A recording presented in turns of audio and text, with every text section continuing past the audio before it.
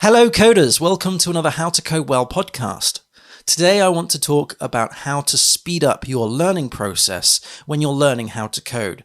Some of the quick wins, some of the things that you could have at your disposal right now that will make your learning journey that much easier and that much quicker. So the first thing is to know where the documentation is. Now this might sound a little bit obvious, but you need to surround yourself with resources that you can use and tap into. There's nothing worse than having a knowledge gap and not knowing where to look. So get books, have bookmarks for blog posts and documentation pages. If, for example, you're learning a framework, then know where that framework is on the internet. Know the community, see if you can become part of that community. Know where the GitHub pages are. Know the types of Reddit posts or Stack Overflow posts that you need to be looking into.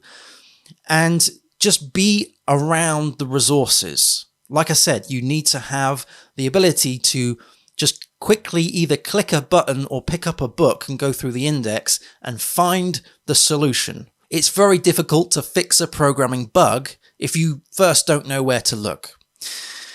The next point that I would like to make is knowing whom to ask. So there's no point in asking a back-end developer who is, purely on databases or purely on PHP, a question about CSS. And likewise, there's no point in asking a CSS developer a question about Python. So knowing who to ask and also knowing how to ask the question. So usually what happens when someone asks me a question, I will answer that with another question, which is, have you seen the error log? Or have you tried to solve this yourself and what has happened? What are the errors that are being reported? So when you're asking a technical programming question, you need to have, well, first of all, you need to have tried to solve it yourself. Don't ever try and expect someone else to do your work for you. And by trying to solve it yourself, you should have some errors being reported. So you need to know where those errors are, right? So you need to know where the log files are. You need to know where your console web debugger thing is in your browser. You need to know how to debug your code and step through the code in your IDE. So make sure that you have a sensible and well set up debugging environment. Now, whether that's just the developer tools in your browser, or whether that's a fully fledged debugger that you can actually step through the code and watch the variables change, make sure you have that in place. And actually, those things are quite complicated to set up, but you want to make sure that they are set up before you start asking questions. Because if you don't have those things set up, not only are you wasting your time, you're also wasting the other developer's time that you're asking. Why doesn't this work? I just get a blank page. Well, you don't just get a blank page. There's an error log somewhere, which will give you, hopefully, some indication as to where the error is. Then take that error log to the person you're asking the question. So just to recap where we are at the moment, know the documentation, know who to ask, and know how to ask, as well as know where the error logs are. The next thing that I would definitely suggest doing if you're trying to learn and learn quickly is reach out for help. So as long as you've established the other points, reach out for help. Do not suffer in silence, because other developers have come before you and they will know how to solve this problem. Do not feel less of a person or less of a developer for asking a question. We are always asking questions amongst each other. Get involved in the community. And hey, you might also solve someone else's problem. And when I say asking for help, I don't just mean write a post on Stack Overflow. I mean physically go to a developer and ask, or just, do a voice chat and ask. Because what you're doing is, when you're talking through the problem out loud, you are essentially rubber ducking, which means that you're talking about the steps in which the program has broken. And sometimes that can trigger some sort of thing in your mind that will go, oh, perhaps it isn't that, because you hear yourself say it. So make sure that you actually reach out for help. Certainly don't suffer in silence. This is something that I did when I first started out, because I thought that I wanted to prove myself. I thought that I needed to show other developers that I could do it on my own, and I couldn't, and you can't. Web development is such a complicated world. Don't even consider trying to take it on alone. You need help. So ask help in the right way. A point that I want to make about how you can actually produce something quick, and maybe it's a side project, is have a plan. If you don't have a plan, it's very easy, and I'm speaking from experience here, it's very easy to go, oh, that's the new shiny, I'll do that, and then completely change direction from what you were originally trying to achieve. And before you know it, you haven't achieved anything, but you've tried lots of different things. Now, in some cases, that's okay, that's good. But when you want to produce something, maybe it's for your portfolio, or maybe it is your portfolio that you just want to build, then make sure that you build the portfolio. Don't just suddenly go, oh, but I could also add a game to that portfolio, so I'm now actually going to create a game. And then you get stuck with producing the game, and you haven't created your portfolio.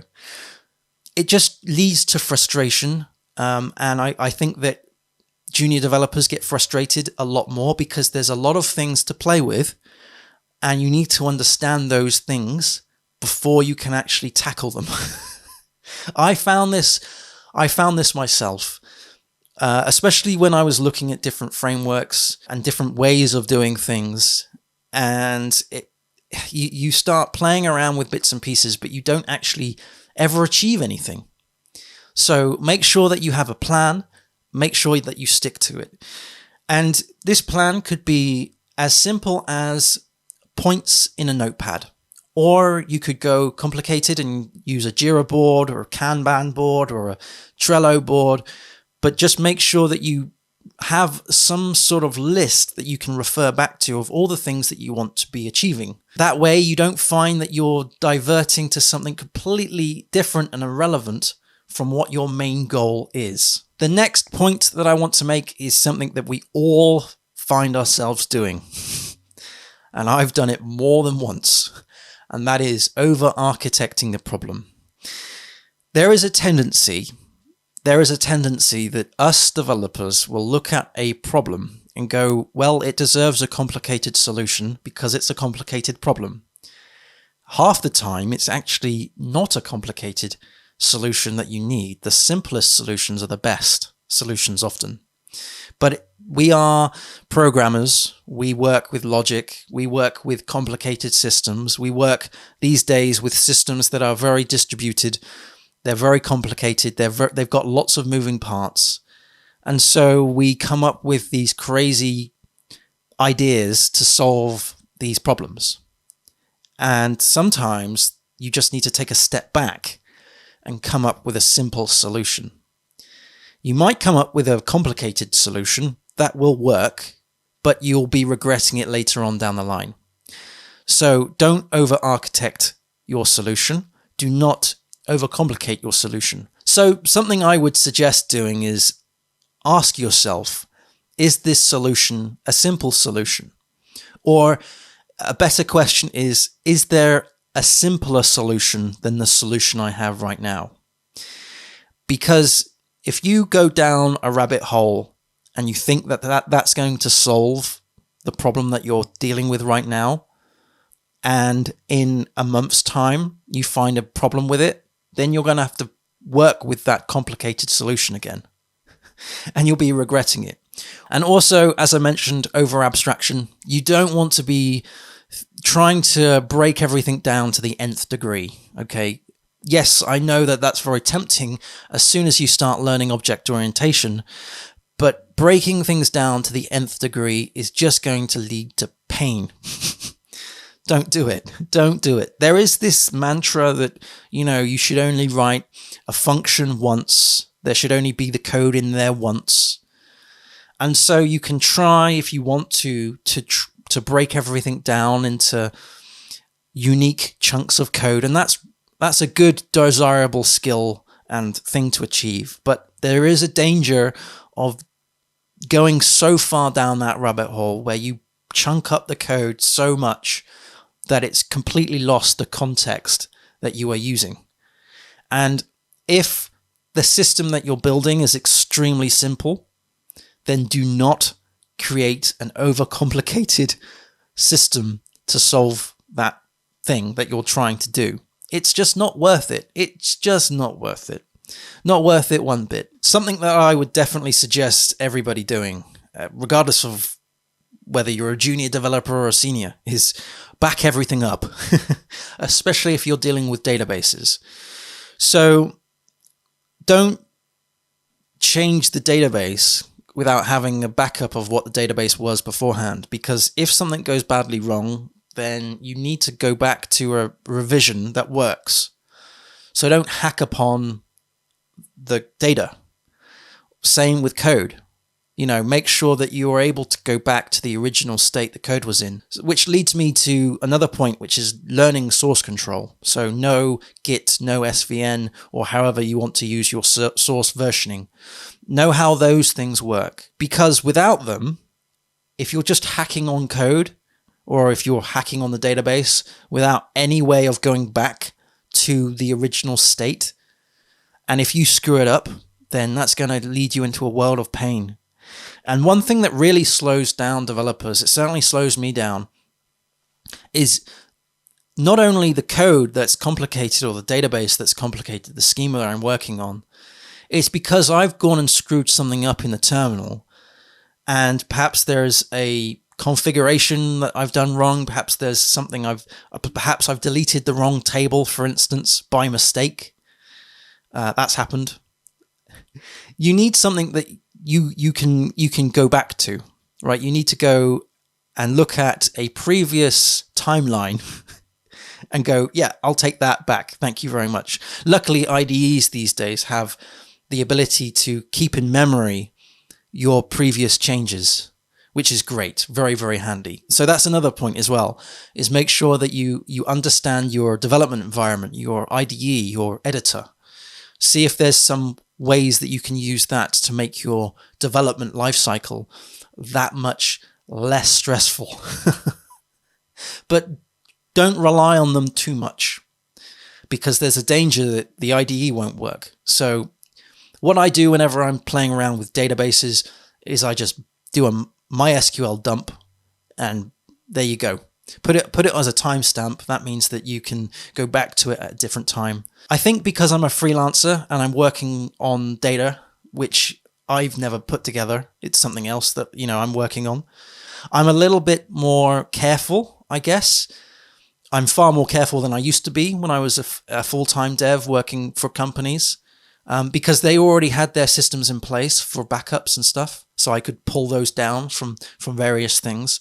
But if I'm working on someone else's site, someone else's data, then I'm extremely cautious, probably overly cautious, but that's always a good thing. The next point, it's a controversial point, and it's a point that I've made again and again and again, and that's don't jump onto frameworks first. Learn the core parts of web development before you even consider using a framework. So JavaScript, CSS, and HTML, learn those. Learn those. They're complicated enough. And then consider using a framework. Don't learn those 3 programming languages through the eyes of a framework, because you're not doing yourself any favors. Yes, you can produce a nice, lovely web page, but if you don't understand why the body doesn't go in the head tags, then that's just, yeah, don't do that. Another point that I would like to make, and it's been brought up on the podcast before, is don't cram. And what I mean by this is when you're learning to code, perhaps you're going through some tutorials, you want to be spreading out your learning journey over the course of a week, right? So you don't want to be going, right, Sunday I'm going to just learn through the whole day code, because you'll burn yourself out. You'll burn yourself out if you do not spread those 7 hours over the course of the week. Do 1 hour every day. Before you go to bed, before you go to work, whatever. Don't go, I'm just going to do 7 hours in a single day, because you'll burn yourself out and you'll end up resenting it. Some people can do it, and more power to them. But it's not something that, it frazzles your brain. Web development, coding, it frazzles you. It tires you out emotionally and physically. And also, you're sat down reading a screen for hours and hours and hours on end. It is not healthy. You want to make sure that you split your time up over the course of a week. So do 1 hour or so every day. That's good. Another thing that I would mention is to be cautious around online influencers, because it's very easy to sort of get a warped way of thinking because you're following someone online, because you're doing exactly what they're saying. Or maybe they've mentioned that something is not a great tool, so you don't touch it, but actually it's a fantastic tool for what you're doing. Maybe they're speaking from opinion rather than fact. Be very, very cautious when you're putting all of your faith into an influencer. I don't like that word. I don't like that word one bit. I'm trying to get sponsorship for the podcast, and I've been put through to influencer departments. Oh. A side swipe. If someone says that such and such is garbage, then really do take that with a fine pinch of salt. Don't take too much in. Don't read too much into it. Don't read too much into that, because the tool that they've said is garbage could actually be really, really good for what you need to do. So don't put a lot of weight into what people say on the internet just because they have a large following. That's what I'm trying to say.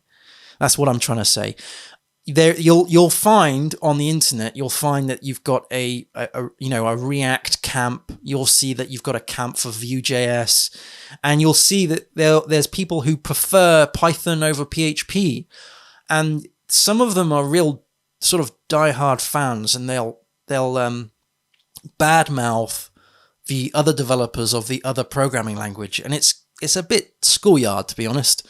So you want to try and distance yourself from that. Also, distance yourself from drama as well. You get this on the YouTube channels as well. So if someone says something in a video and then another video does a response because of that, it just wastes time, in my opinion. Some people love it, but when it's not a Hello magazine. If you're spending your time getting sucked into the drama of web development and who says what and all of this stuff, then you're not actually spending time learning to code, right? So, that's my point. Another thing that I should say, because we've talked a lot about technology today, but there's actually a human element to programming. And there's something that I have done before, which I regret doing, and that is coding when I'm super tired. When I'm really, really tired, my stress levels go up if I'm actually trying to concentrate on something, and I get burnt out very, very quickly. So don't code when you're tired. Also, don't code when you're emotional. We, as humans, we get emotional. And it's not great when you're trying to solve problems when you're in an emotional state. If something has happened to you that has, really knocked you in life, then it's okay to walk away from coding and come back to it later on when you're in a better headspace. I would avoid coding when you're emotional. I would avoid coding when you're tired. Those two things together are a really bad mix, because you see what happens is you get into this horrible cycle. When you're coding when you're tired, you're actually making yourself more tired because you're coding. You're getting more stressed because you're trying to solve a problem that you're not too sure about at the moment. So you work really late all the way through the night, and then perhaps you do that again, and perhaps you do that again. And so at the end of the week, you just get really burnt out. This has happened to me. I used to code like that when I was at university. It's not good at all. When you're emotional, if something has happened in your life, if something has knocked you, then you coding when you're depressed is just not fun. It's just not fun. When you're seeing errors on the page because of the things that you write, it's just not great. You lose the gratification. So try and avoid doing those things. And the last point that I want to end on is, if you're not enjoying the process, if you're not enjoying coding, if you're not enjoying the learning, the building, if there is something that you're just feeling frustrated with, then stop. Try it again another day. Okay? This is supposed to be a fun time, a fun thing to do. A creative thing to do. If you're not getting the juices from doing this, if you're not happy when you are coding, then don't code. And that's when I'm coding and I'm doing it super fast, it's because I'm enjoying it. It's because I'm enjoying the thrill, the ride. It's great. If I feel miserable doing it, then it's a chore. This shouldn't be a chore. Anyway, happy coding, everyone. See you again soon. Cheers. Bye.